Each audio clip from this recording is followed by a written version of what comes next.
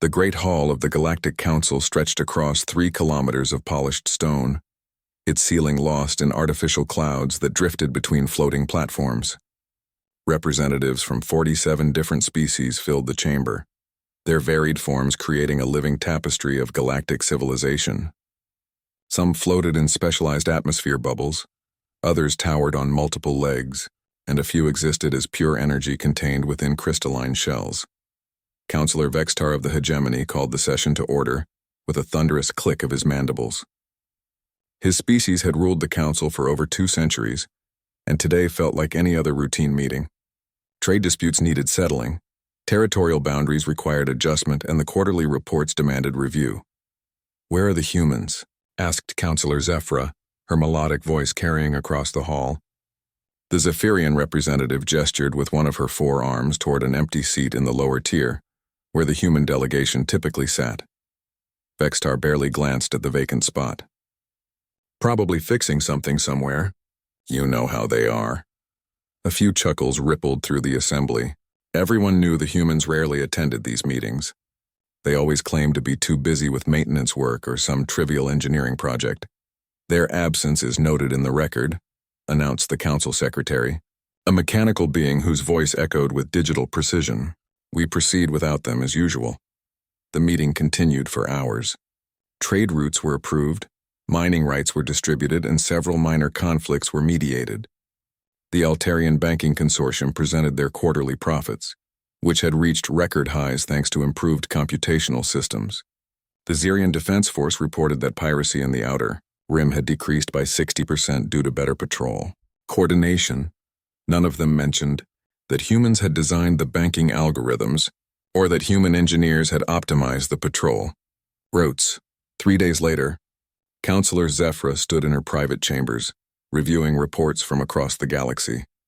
A priority message flashed on her communication array, marked with the seal of the Exploration Division. "Counselor," came the voice of Admiral Krell, his image materializing in holographic form. "We have a situation that requires your immediate attention." Zephyra set down her drink, noting the unusual tension in the Admiral's voice. "What sort of situation?" "We sent a diplomatic mission to Earth to inquire about their absence from the council session. What we found—" The Admiral paused, his scaled features showing confusion. "Ma'am, they're gone. All of them. Gone?" Zephyra leaned forward. "What do you mean, gone?" "I mean the entire planet is empty. No humans anywhere. Cities are intact. Power is still running. But there's not a single human left on Earth." The news struck Zephyra like a physical blow. "That's impossible. There were billions of them." "We thought the same thing, so we checked their colonies. Proxima Station, the mining operations on Kepler 442b, their agricultural worlds in the Vega system. Every single human settlement we could find." Admiral Krell's voice dropped. "All empty. Every last one." Zephyra activated her emergency protocols and contacted the other council members.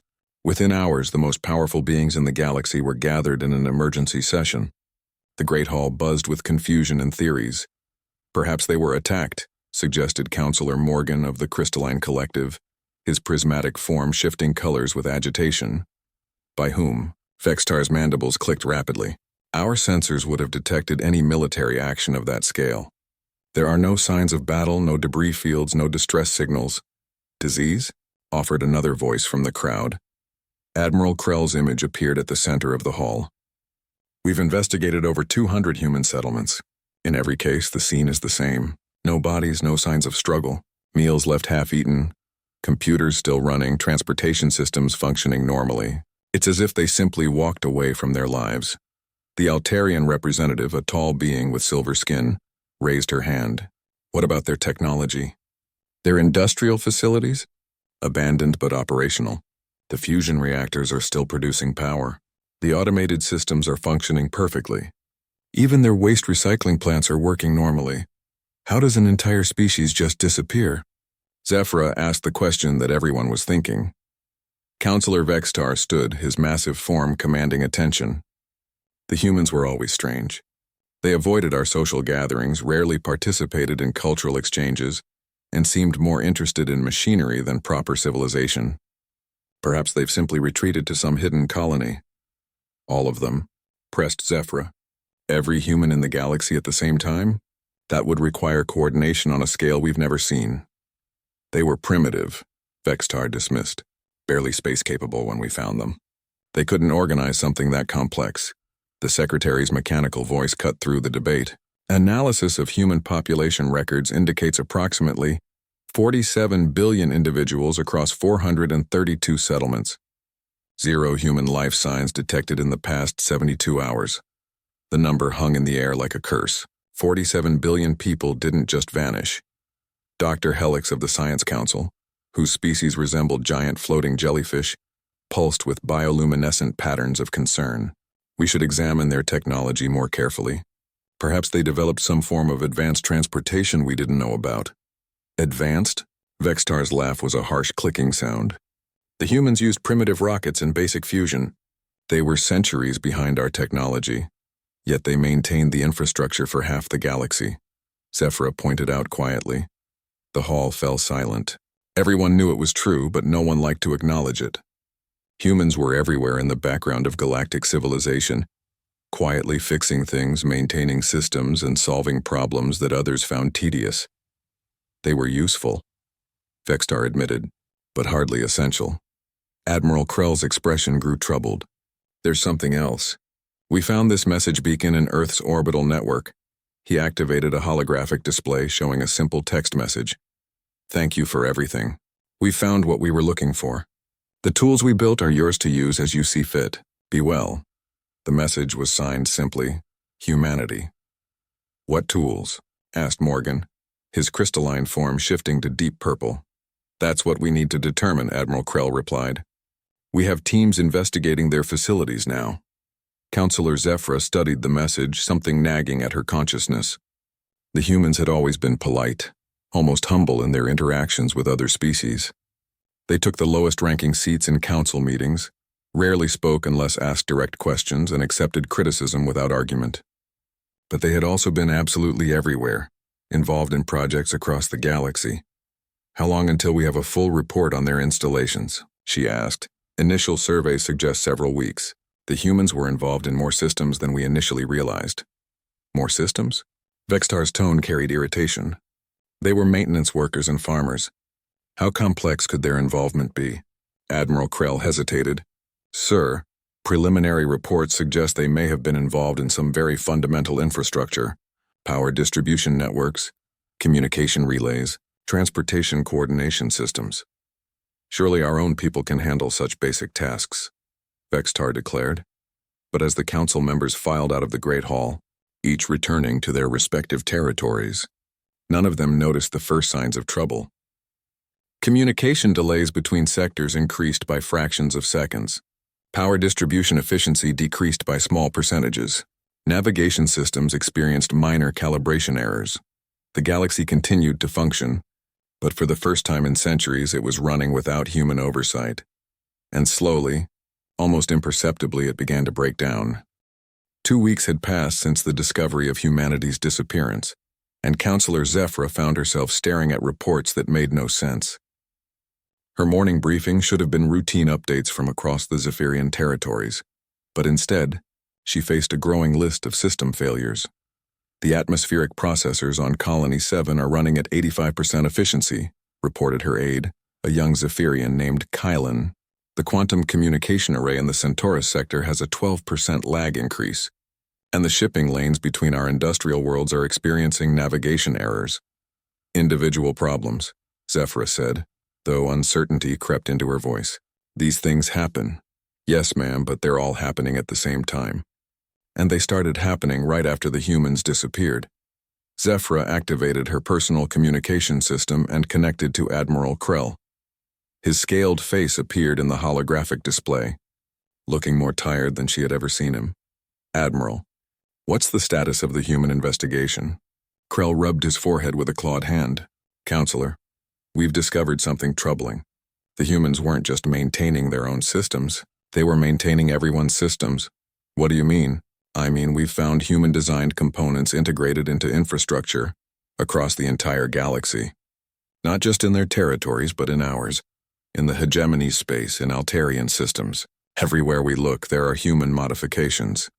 The communication flickered slightly, a brief distortion that would have been unnoticed a month ago. Now Zephyra found herself wondering if it was connected to the growing list of technical problems. "Give me specifics," she demanded. "Power distribution grids.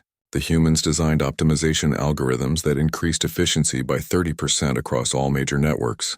Without their constant adjustments, the systems are slowly reverting to their original, less efficient states." Zephyra felt a chill run through her long limbs. "What else?" "Transportation coordination.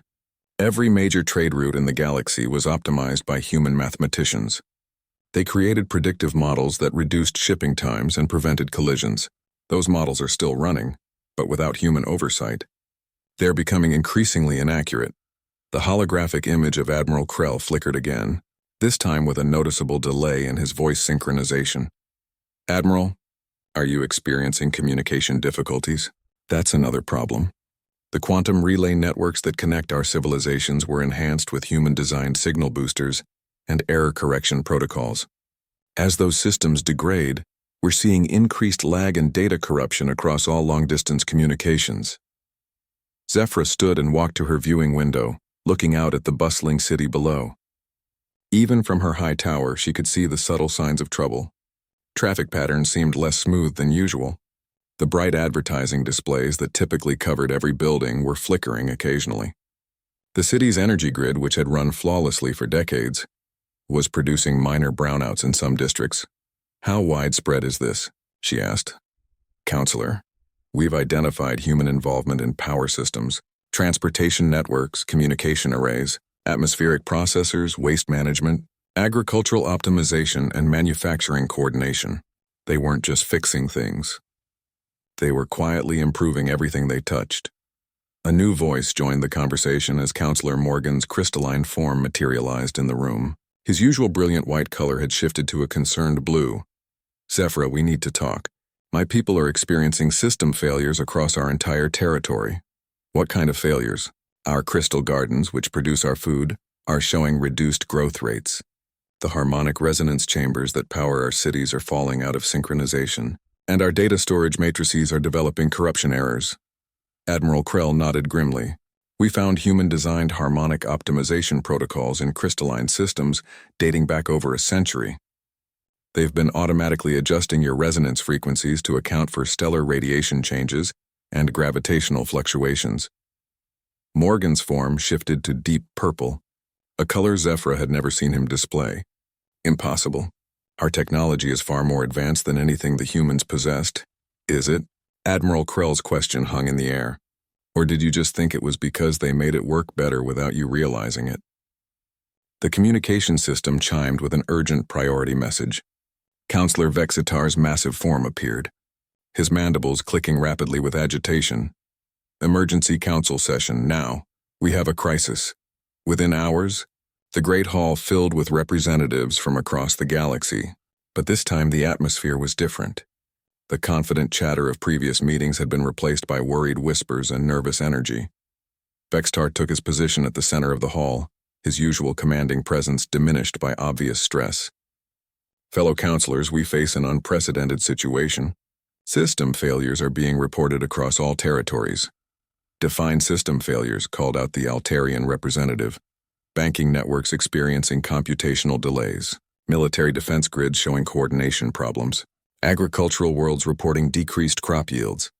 Industrial facilities operating at reduced efficiency. And all of these problems began exactly 14 days ago."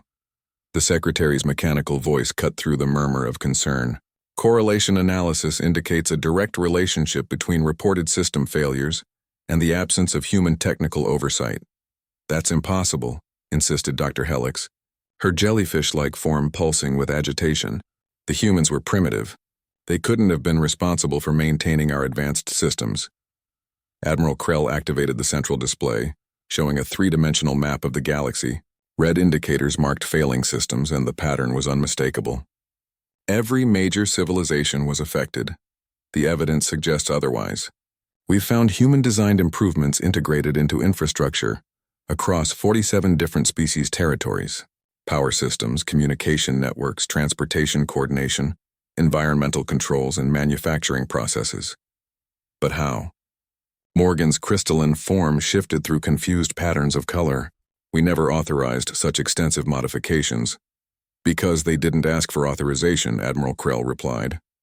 They simply saw problems and fixed them. A ship's navigation system would malfunction. A human technician would repair it and improve the design. A power grid would experience fluctuations. Human engineers would stabilize it and increase its efficiency. Over time, they became integral to the operation of galactic civilization. Vextar's massive form sagged slightly. How long do we have before these failures become critical? Unknown.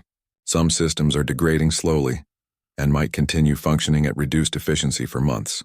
Others are experiencing cascading failures that could lead to complete breakdown within days. The Xerion Defense Force representative, a warrior species known for their military prowess, spoke with unusual uncertainty. Our fleet coordination systems are showing targeting errors. Our soldiers are experiencing equipment malfunctions. How do we fight enemies when our own weapons don't work properly? More importantly, added the Altarian banker, our economic networks are becoming unreliable. Trade calculations that once took seconds now require hours. Financial transfers are experiencing delays and errors. The entire galactic economy depends on precise instantaneous transactions. Dr. Helix pulsed with rapid bioluminescent patterns. Can we reverse engineer their modifications? Learn to maintain the systems ourselves? Admiral Krell shook his head. We're trying, but the human designs are incredibly complex. They didn't just modify existing systems. They created entirely new integration protocols that connect technologies in ways we don't understand. It's like trying to understand a language we've never seen. They were supposed to be primitive, Vextar muttered, his voice carrying a note of something that might have been fear. Perhaps, Counselor Zephyra said quietly, we were the primitive ones. The great hall fell silent as the implications of her words settled over the assembly.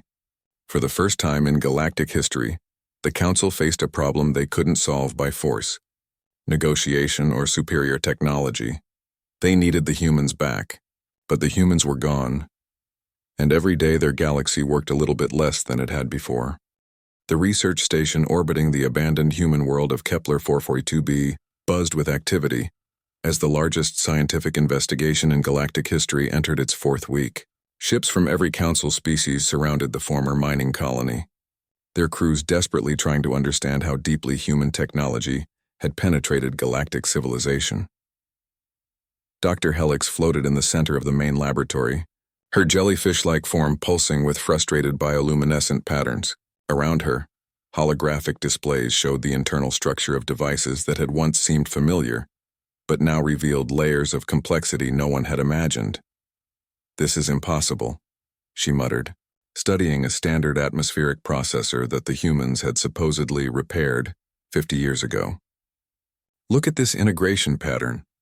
They didn't just fix the original malfunction. They completely redesigned the molecular filtration system. Beside her, Kethmore of the engineering cast examined a quantum communication relay.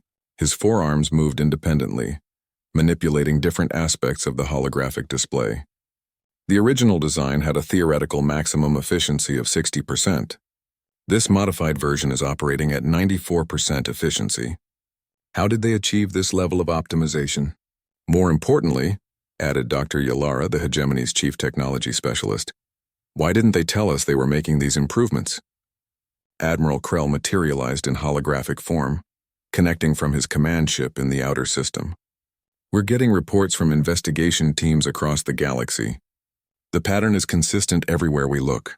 The humans were involved in maintaining and improving systems for every major civilization. Dr. Helix turned to face the Admiral's image. Define involved, please. Complete integration. They didn't just maintain our technology, they fundamentally improved it. Power systems are running 30 to 40% more efficiently than their original specifications. Transportation networks are coordinated with mathematical precision that exceeds our best computers. Manufacturing processes are optimized beyond what we thought possible. A new hologram activated, showing Counselor Zephyra calling from the Zephyrian homeworld. Her usually composed demeanor showed cracks of worry. Admiral, we've discovered something disturbing in our historical archives. We have records of human work requests dating back over 2 centuries. Thousands of them. Work requests for what? Everything. Requests to optimize power distribution. Requests to improve atmospheric systems. requests to enhance communication protocols, requests to upgrade manufacturing processes. Every single request was denied or ignored. Dr. Helix's bioluminescent patterns shifted to deep red, indicating severe agitation. If their requests were denied, how did they make these modifications? They did the work anyway, Zephyr replied. Without authorization, without compensation, without credit, they saw problems and fixed them. The scientists in the laboratory exchanged looks of amazement and disbelief. Kethamore set down his analysis tools and stared at the quantum relay. You're telling us that for 2 centuries, the humans have been secretly upgrading our entire civilization, and we never noticed? Worse than that, Admiral Krell's voice carried a grim tone. We actively discouraged them.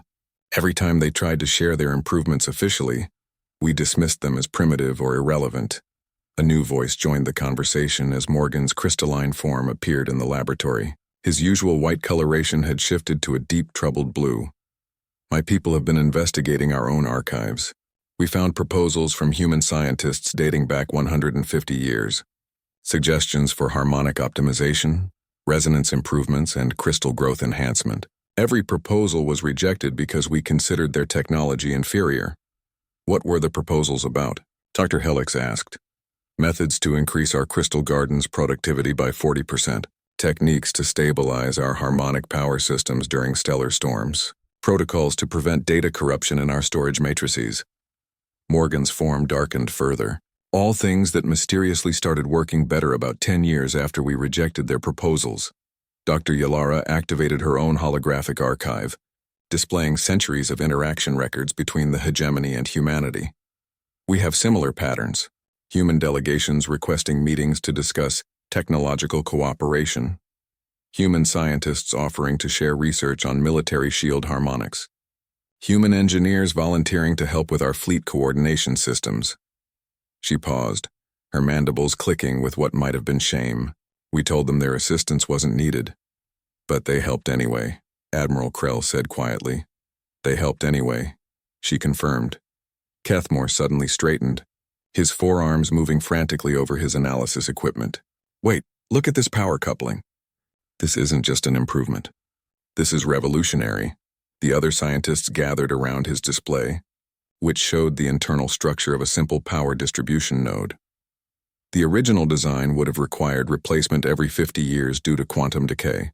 This human modification creates a self-repairing matrix that could theoretically function for thousands of years. Dr. Helix studied the display with growing amazement. The mathematical principles behind this design, I don't even recognize half of these equations, because they developed their own mathematical frameworks, said a new voice.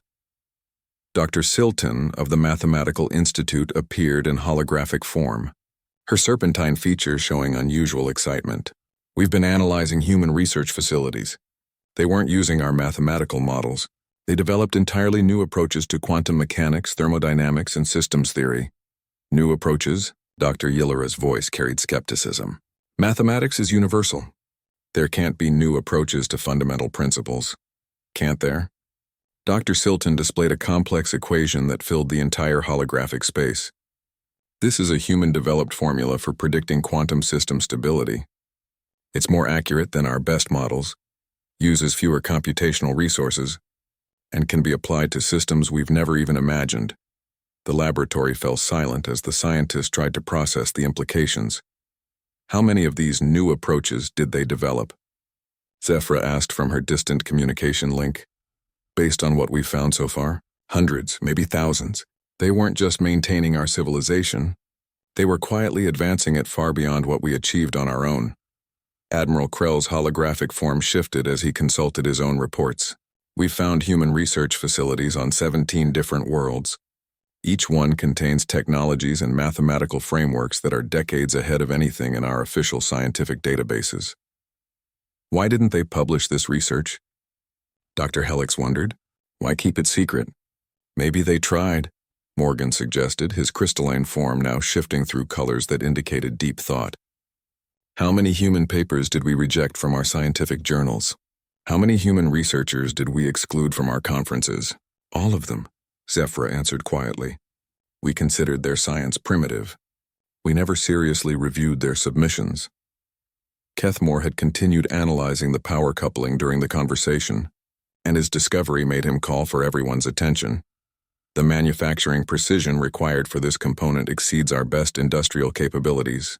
The materials science involved uses principles we don't understand. The quality control standards are beyond anything we've ever achieved. What are you saying? Admiral Krell asked. I'm saying that this primitive human technology is more advanced than anything we've ever built. Not just more efficient, more advanced. They were operating on a completely different level of scientific understanding. Dr. Silton's display updated with another set of human equations. Look at this approach to energy conversion. It's elegant, efficient, and completely unlike anything in our scientific literature. They weren't copying our technology and improving it. They were working from fundamentally different principles. Different how? Dr. Yalara leaned closer to the display. Our technology focuses on controlling natural forces. Their technology works with natural forces. The difference in efficiency and stability is remarkable. Counselor Zephra's image flickered slightly, another sign of the degrading communication systems. So what you're telling us is that humanity wasn't just maintaining our civilization. They were secretly upgrading it using scientific principles more advanced than our own, while we treated them as inferior and primitive. That's exactly what we're telling you, Dr. Helix replied, her bioluminescent patterns now pulsing with something that might have been respect. Admiral Krell's voice carried a note of wonder and regret. For 2 centuries, we had the most advanced species in the galaxy, working as our maintenance staff, and we never realized it. They must have known, Morgan said, his crystalline form shifting to a color none of the others had seen before. They must have known we underestimated them.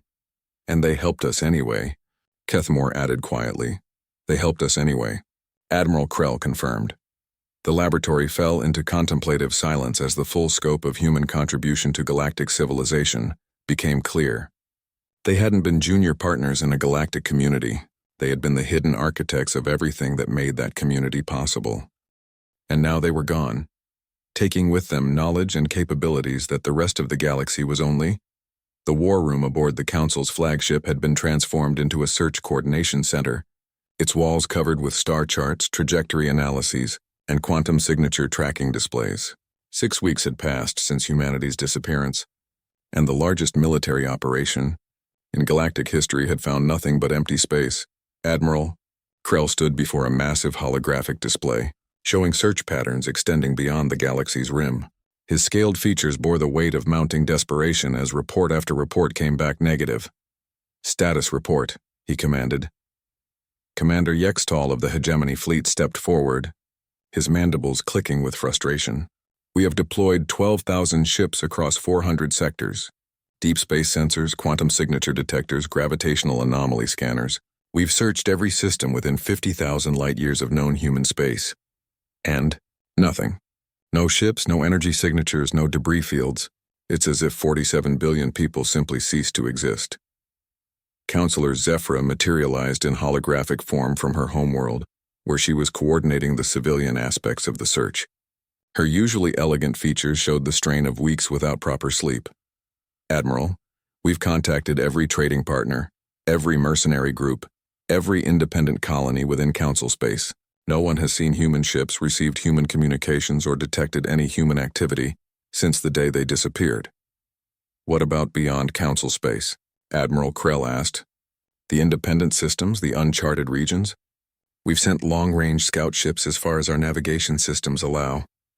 The problem is that our navigation systems are breaking down without human maintenance. We're losing ships to calculation errors and equipment failures. A new alarm sounded as another critical report arrived. Dr. Helix appeared in holographic form, her jellyfish-like body pulsing with urgent bioluminescent patterns. Admiral, we have multiple crisis situations developing simultaneously. You need to see this. The main display shifted to show a real-time map of the galaxy, with warning indicators spreading like an infection across civilized space. The Zephyrian agricultural worlds are experiencing crop failures. Without human-designed optimization protocols, their atmospheric processors can't maintain the precise environmental conditions required for their food production.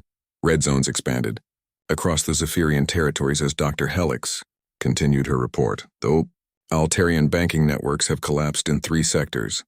Their quantum computational systems can't handle the transaction volumes without human-designed processing algorithms. How bad is it? Zephyra asked, though her expression suggested she already knew. Economic chaos. Trillions of credits in transactions are frozen. Interstellar commerce in those sectors has ground to a halt. More red zones appeared on the display. The crystalline collective's harmonic power systems are destabilizing. Without constant human adjustments, their resonance frequencies are drifting out of synchronization. They're facing planetary power grid failures. Morgan's crystalline form materialized in the war room, his usual brilliant colors dulled to worried grays. My people are evacuating 7 worlds. Our cities are going dark, our food production systems are failing, and our data storage matrices are experiencing cascading corruption failures. How long did the humans maintain our systems? Based on what we've discovered, Dr. Helix replied, continuously for over 2 centuries. 2 centuries of constant maintenance and optimization, Admiral Krell said quietly. And we never noticed. Commander Yextal activated his own tactical display. The military implications are becoming critical. Our fleet coordination systems are experiencing targeting errors. Our defensive networks can't maintain synchronized shield harmonics. Several of our most advanced battleships are effectively disabled. Disabled how? Admiral Krell demanded. Their weapon systems won't target properly. Their defensive systems can't coordinate with other ships, and their navigation computers are producing increasingly inaccurate calculations. The humans didn't just maintain our civilian infrastructure, they maintained our military capabilities. A priority communication interrupted the briefing as Counselor Vextar's massive form appeared in the center of the room. His usual commanding presence had diminished significantly, and his voice carried notes of panic. Admiral, emergency evacuation of Hegemony Station Alpha. Complete structural failure of the primary support systems. What kind of failure? The station's artificial gravity generators are losing synchronization. The atmosphere recycling systems are backing up. The power distribution network is experiencing feedback loops that threaten to destroy the entire structure. Dr. Helix consulted her analysis systems. Hegemony Station Alpha was built 60 years ago using human-optimized construction techniques. Without their ongoing systems maintenance, the advanced integration protocols are breaking down. How many people are on that station? Admiral Krell asked. 2 million, Vextar replied grimly. And we don't have enough ships to evacuate them all. Why not? Because half of our evacuation fleet is experiencing the same navigation and coordination problems as our military vessels. The war room fell silent as the scope of the crisis became clear. This wasn't just about finding the humans anymore. This was about the survival of galactic civilization. Sir, a junior officer reported from her communication station, we're receiving distress signals from across the galaxy. The Zerion Defense Coalition reports that their border defense systems are failing. The Mandorian Trade Federation says their shipping lanes are becoming unnavigable. How many distress signals? Admiral Krell interrupted. Over 4,000 in the last hour, sir. The rate is accelerating. Counselor Zephyra's holographic form flickered with communication static. Admiral, we need to face reality. We're not just looking for the humans anymore. We're trying to prevent the complete collapse of our civilization. Can we reverse engineer their systems? Commander Yextal asked desperately. Dr. Helix's bioluminescent patterns shifted to deep red. We're trying, but the complexity is beyond our current understanding. Human technology integration operates on principles we've never developed. It's like trying to understand a completely alien form of physics. How alien? Morgan asked, his crystalline form shifting through colors of deep concern. Their mathematical frameworks use approaches to quantum mechanics that we've never conceived. Their systems theory operates on principles that seem to violate conservation laws, but somehow work perfectly. Their integration protocols connect technologies in ways that shouldn't be possible. Admiral Krell studied the expanding red zones on the galactic display. Are you telling us that humanity was operating on a completely different level of scientific advancement? I'm telling you that humanity was operating on multiple levels of scientific advancement beyond anything we've achieved. While we focused on individual technologies, they developed integrated systems that work together in ways we can't comprehend. A new alarm sounded as another critical system failure registered on the displays. The Proxima Mining Consortium reports complete failure of their asteroid extraction. Operations, the communications officer announced. Their automated mining systems have shut down, and they can't restart them manually. That's our primary source of rare metals, Commander Yextal noted with growing alarm. Without which we can't maintain our remaining functional systems, Dr. Helix added. Sir, another officer called out. We're receiving a priority message from the deep space exploration vessel Wanderer. Put it through. Captain Delmar's image appeared, his reptilian features showing excitement despite the surrounding crisis. Admiral, we've detected something unusual in the outer rim. Quantum signatures consistent with massive energy expenditure, but no ships or structures visible. Could it be the humans? Unknown, sir. The energy patterns are unlike anything in our databases. The scale suggests technology far beyond anything we've ever encountered. Admiral Krell felt a glimmer of hope. How far beyond? Sir, the energy output would require the combined power generation of our entire civilization. Whatever created these signatures is operating on a completely different technological level. Set course for those coordinates, Admiral Krell ordered. Maximum speed. Sir, with respect, our navigation systems are unreliable. We might not make it, then we'll die trying, because if we don't find the humans soon, we're all going to die anyway.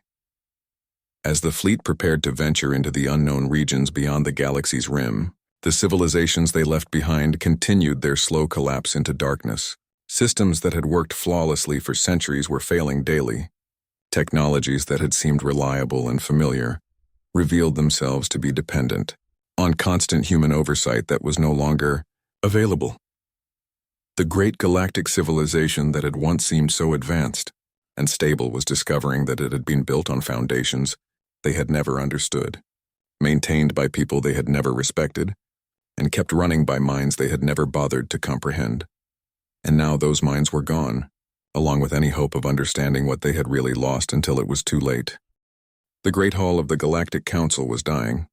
Emergency lighting cast harsh shadows across empty seats where representatives from dozens of civilizations once debated the affairs of the galaxy.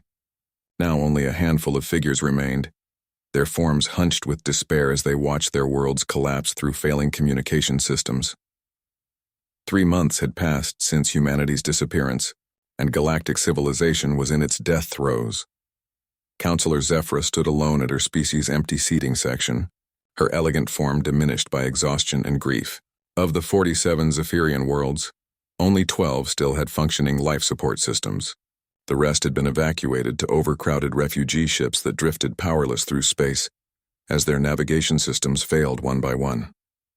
Status report, she called to the nearly empty hall, though she dreaded the answer.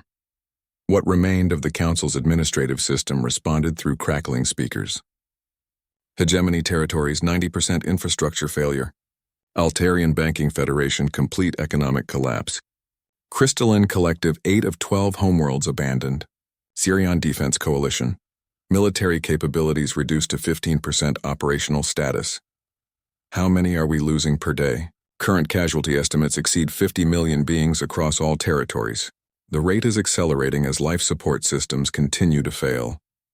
Admiral Krell materialized in a flickering holographic form, his image distorted by the degrading communication networks. His scaled features looked haggard, aged years in just a few months. Counselor, we've lost contact with the search fleets beyond the rim. Their navigation systems failed, and we have no way to track their positions or recall them. How many ships? 12,000 vessels.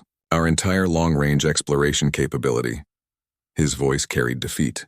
We sent them to find the humans, and now they're lost in the void with no way home. Morgan's crystalline form appeared beside Admiral Krell's projection, his once brilliant colors now dull and fractured. My people have made a decision. We're shutting down our remaining power systems and entering hibernation protocols. Maybe some of us will survive until what? Zephyra asked gently. Until someone learns to fix what the humans built for us. A priority alarm cut through their conversation, but this time, it wasn't another emergency. The Council's secretary, one of the few systems still functioning reliably, announced an incoming transmission from beyond the galactic edge. Unknown signal detected. Origin point approximately 70,000 light-years beyond the galactic rim. Signal strength suggests technology of unprecedented capability. Put it through, Zephyra ordered, though she hardly dared to hope. The failing holographic system struggled to process the incoming data, but slowly an image formed in the center of the dying hall. It wasn't a person. It was a simple message beacon, floating in the void of intergalactic space. "Greetings to the Galactic Council," came a familiar human voice, though filtered through technology that made the words seem to resonate with impossible clarity. "This is Dr. Elena Vasquez speaking on behalf of humanity." Zephyra felt her heart skip a beat. Around her, the few remaining council members leaned forward desperately. "By the time you receive this message, you will have discovered the extent to which we were integrated into your civilizations. We want you to know that this was never meant as deception or manipulation. We saw problems that needed solving, and we solved them. We saw inefficiencies that could be improved, and we improved them. We saw suffering that could be prevented, and we prevented it."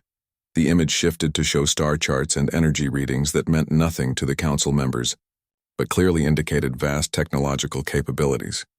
"For over 2 centuries, we worked alongside you, maintaining and improving the systems that kept your civilizations running. We submitted proposals for cooperation that were ignored. We offered to share our discoveries, but you rejected them. So we worked quietly, without recognition or compensation, because the work needed to be done." Admiral Krell's holographic form leaned forward. "Where are they? We know you're searching for us." Dr. Vasquez's voice continued, answering his unspoken question. "You won't find us in any direction you know how to look. While you focused on conquering territory and accumulating wealth, we were solving different problems." The display changed to show readings that defied comprehension, energy outputs that exceeded entire star systems, technological signatures that operated on principles the Council had never imagined. "We learned to reverse entropy. We discovered how to manipulate space-time on galactic scales. We developed the ability to convert matter directly into consciousness and back again. We solved the problem of universal heat death and found ways to seed new universes with the conditions necessary for life." Councillor Zephyra sank into her chair, overwhelmed by the implications. 300 years ago, when you first encountered us, you saw primitive beings who had barely achieved spaceflight. What you didn't realize was that we had been watching you for much longer than that. We had already developed technologies that made your civilizations possible, and we had been quietly guiding galactic development for millennia. "Guiding us?" Morgan whispered. "The mathematical principles that allowed your species to achieve faster-than-light travel? We created those frameworks and left them where you would find them. The quantum theories that enabled your communication networks. We developed those concepts and inspired your scientists to discover them. The energy manipulation techniques that power your civilizations. We invented those methods and guided your engineers toward their applications." The message paused, as if giving them time to absorb these revelations. "We didn't do this to control you or to claim superiority over you. We did it because consciousness is precious and intelligence is rare. We wanted you to thrive, to grow, to eventually join us in solving the universe's greatest challenges." "Join them?" Admiral Krell asked the empty air. "We had hoped that eventually, your civilizations would mature beyond the need for status hierarchies and territorial disputes.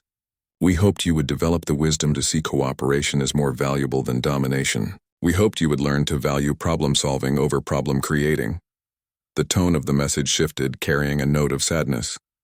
"Instead, you used the tools we gave you to build empires. You turned our technologies into weapons. You created systems of inequality and oppression. You treated us as servants while we were trying to teach you to be equals." Zephyra felt tears forming in her eyes, though she wasn't sure if they were for her dying civilization or for the opportunities they had missed. "So we decided to leave, not in anger, but in acceptance that you were not yet ready to join us in the work we're doing. We hope that someday you will be."